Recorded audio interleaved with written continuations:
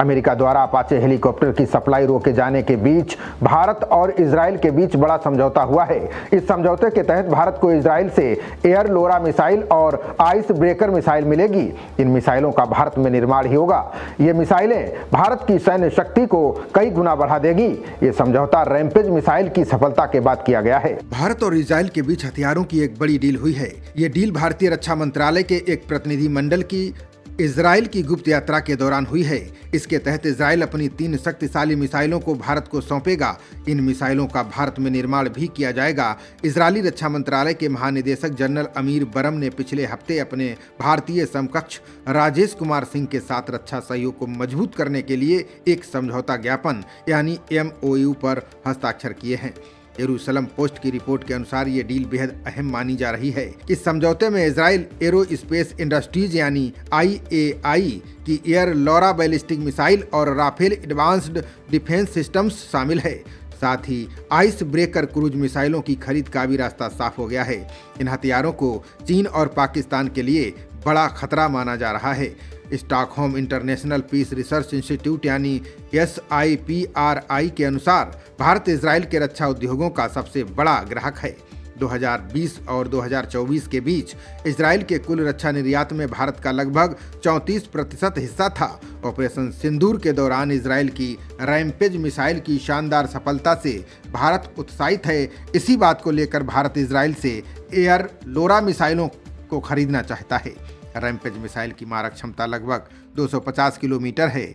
इसे भारतीय वायुसेना के सुखोई Su-30 MKI और MiG-29 विमानों पर तैनात किया गया है। ये बेहद सटीक हमला करने वाली मिसाइल है। इसकी मारक क्षमता भारतीय लड़ाकू विमानों को हमले के लिए पाकिस्तान के एयर डिफेंस जोन में घुसने में मदद करती है। दूसरी खरीदी जाने वाली मिसाइल एयर लोरा की मारक क्षमता 400 किलोमीटर है। ये भारतीय लड़ाकू विमानों को दूर से ही दुश्मन के सैन्य ठिकानों को निशाना बनाने में मदद करेगा। इससे न केवल भारतीय लड़ाकू विमान दुश्मनों के एयर डिफेंस सिस्टम की रेंज से बाहर रहेंगे, बल्कि उन्हें भारी नुकसान भी पहुंचा सकेंगे।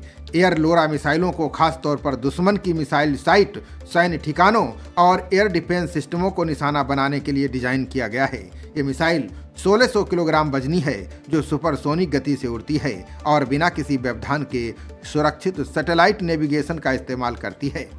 Air LORA missile fire and forget के सिद्धांत पर काम करती है।